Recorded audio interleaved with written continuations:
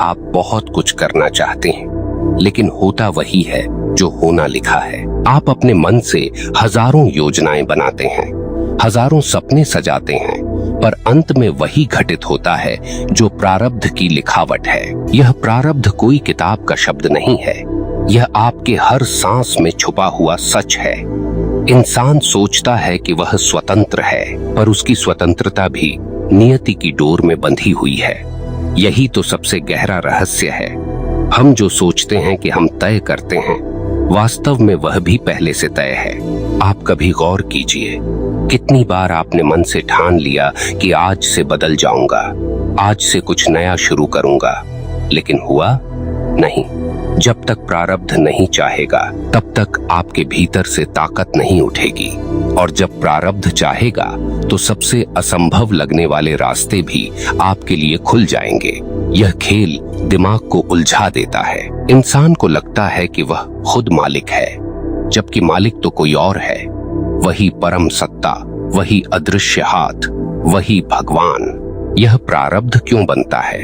यह आपके ही पिछले कर्मों का फल है। आप भागना चाहें, छुपना चाहें, इनकार करना चाहें, लेकिन फल तो आपको भोगना ही होगा, चाहे आप इसे न्याय कहें या सजा।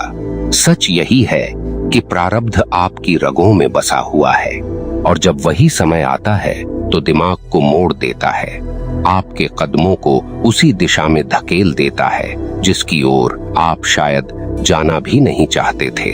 समझिए, यह जीवन नदी की तरह है। आप तैर सकते हैं, छप छप कर सकते हैं, हाथ पांव मार सकते हैं, लेकिन धारा जिस ओर जा रही है, अंततः आप उसी ओर बहेंगे। दिमाग सोचता है कि वह नाविक है, लेकिन नाव का पतवार पहले से ही धाराओं के हवाले है। यही कारण है कि बड़े बड़े राजा, संत, साधु भी कभी कभी खुद को असहाय महसूस करते हैं, क्योंकि प्रारब्ध का असर इतना गहरा है कि इंसान खुद को कठपुतली की तरह देखता है। अब सोचिए, कितनी बार आपने किसी से कहा, मैं ऐसा कभी नहीं करूंगा, और फिर वही किया। कितनी बार सोचा, मैं इस गलती को दोहराऊंगा नहीं, लेकिन फिर दोहरा दी। यह क्या है? यही प्रारब्ध का खेल है।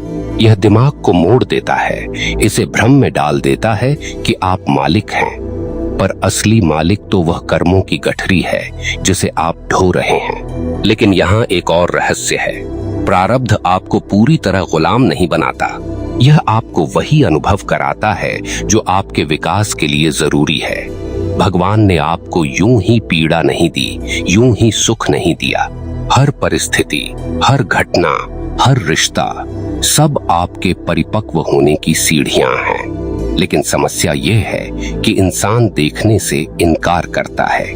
वह दुख को श्राप मानता है, सुख को वरदान मानता है, लेकिन यह दोनों ही आपके भीतर छुपे हुए पाठ हैं। आप पूछेंगे, तो क्या इंसान कुछ बदल नहीं सकता? बदल सकता है, लेकिन दिशा वही होगी जो प्रारब्ध ने तय की है। जैसे कोई बीज है, उसमें नीम का वृक्ष बनने का प्रारब्ध है। आप पानी देंगे, खाद देंगे, पर उससे आम नहीं निकल सकता।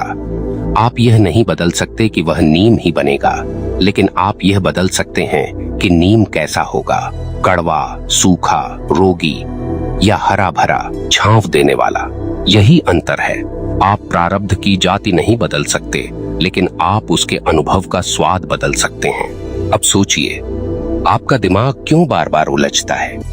क्योंकि दिमाग को लगता है कि वह कंट्रोल में है, लेकिन जैसे ही घटनाएं उसके हिसाब से नहीं घटती, वह चिढ़ जाता है, दुखी हो जाता है, और यही दुख की जड़ है।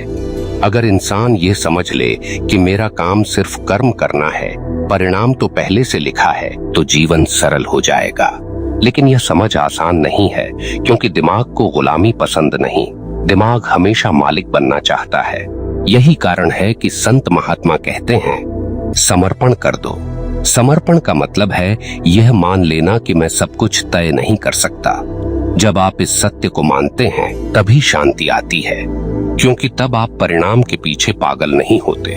आप बस करते हैं, और जो होता है उसे स्वीकार कर लेते हैं। अब जरा गहराई से सोचिए, कितने लोग हैं जिन्होंने जीवन में बहुत मेहनत की, बहुत प्रयास किया, लेकिन सफलता नहीं मिली। और कितने लोग हैं जिन्होंने मामूली सा प्रयास किया और बड़ी सफलता पा ली। यह अंतर क्यों? यह प्रारब्ध है। कोई चाहे जितना भागे, प्रारब्ध अपनी घड़ी पर दरवाजा खोल ही देता है, और जब समय आता है तो वही छोटे कदम पहाड़ हिला देते हैं। अगर इंसान इस रहस्य को गहराई से समझ ले तो उसके अंदर का घमंड टूट जाता है, क्योंकि घमंड तो इसी सोच पर टिका है, मैंने किया। पर सच्चाई यह है कि आपने कुछ नहीं किया, आपके माध्यम से हुआ। यह स्वीकारना कठिन है, क्योंकि अहंकार मरना नहीं चाहता। लेकिन जब आप मान लेते हैं कि असली खिलाड़ी प्रारब्ध और भगवान हैं, तब जीवन से शिकायत खत्म हो जाती है। दूसरी तरफ यही समझ इंसान को आलसी भी बना सकती है। कई लोग कहते हैं, अगर सब पहले से तय है तो हमें कुछ करने की जरूरत ही क्या है। यह भ्रांति है। समझ लीजिए, आपके लिए तय है कि आपको अन्न मिलेगा, लेकिन यह भी तय है कि आपको हल चलाना होगा। अगर आप आलस करेंगे तो भूखे भी रह सकते हैं। प्रारब्ध रास्ता तय करता है, लेकिन चलना आपको ही पड़ता है। यही कारण है कि शास्त्र कहते हैं, कर्म ही धर्म है। अब आप एक पल ठहर कर सोचिए, अगर आज आपका जीवन वैसा नहीं है जैसा आप चाहते हैं, तो यह आपके पिछले कर्मों की लिखावट है। गुस्सा मत कीजिए, दुखी मत होइए। इसे समझिए कि यह भी बीत जाएगा। जब समय बदलेगा तो परिस्थितियां भी पलट जाएंगी, और जब तक समय नहीं बदलता तब तक संघर्ष आपको मजबूत बनाएगा। इसलिए मेरे प्रिय साथियों, जो भी हो रहा है उसे शांति से स्वीकार कीजिए, क्योंकि वही आपके लिए जरूरी है। हर आंसू, हर मुस्कान, हर ठोकर, सब आपको उस दिशा में ले जा रहे हैं जहां भगवान आपको पहुंचाना चाहते हैं। आप अपनी अक्ल से चाहे लाख सोच लीजिए, लेकिन अंतिम निर्णय वही करेगा। और जब यह सच आपको अंदर तक समझ आ जाएगा, तब आप दुखी नहीं रहेंगे।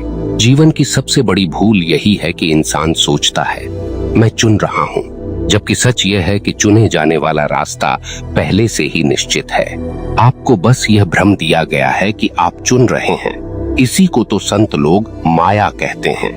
यह भ्रम इतना ताकतवर है कि आप हर पल अपने ही दिमाग से लड़ते रहते हैं, ये करूं या वो करूं, लेकिन अंत में होता वही है जो होना है। आप जरा गौर कीजिए, कितनी बार आपने सोचा कि मैं इस रिश्ते में कभी नहीं पड़ूंगा, लेकिन पड़ गए। कितनी बार मन ने ठान लिया कि इस जगह नहीं जाऊंगा, लेकिन किसी मजबूरी, किसी कारण, किसी आकर्षण से वहीं पहुंच गए।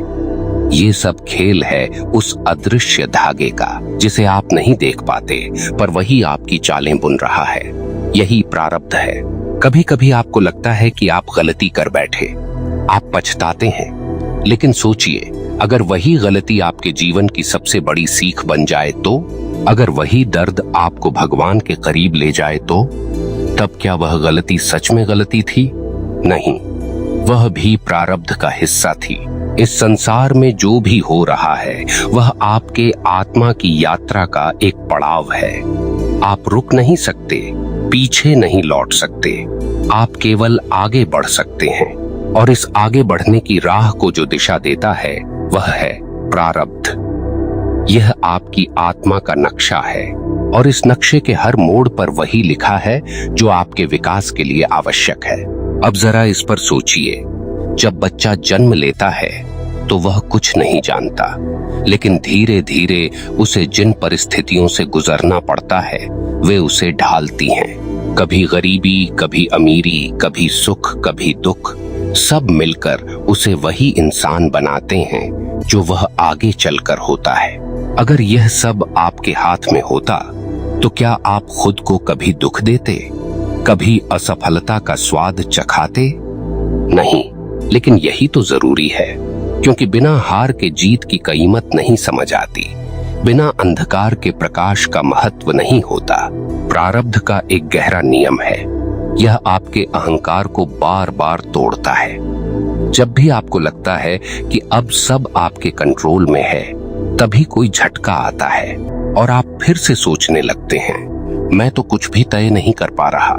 यह अहंकार का पतन ही आपको आध्यात्मिकता की ओर ले जाता है। यही कारण है कि कठिनाइयां जीवन का वरदान हैं, क्योंकि वे आपको झुकना सिखाती हैं। कितने लोग हैं जिन्होंने दुख झेलकर भगवान को पाया है। सुख में तो कोई भगवान को याद नहीं करता। सुख में इंसान कहता है, देखो मैंने किया। ये दुख ही है जो आपको बार बार याद दिलाता है तुम अकेले कुछ नहीं कर सकते। दुख आपको ईश्वर की ओर धकेलता है।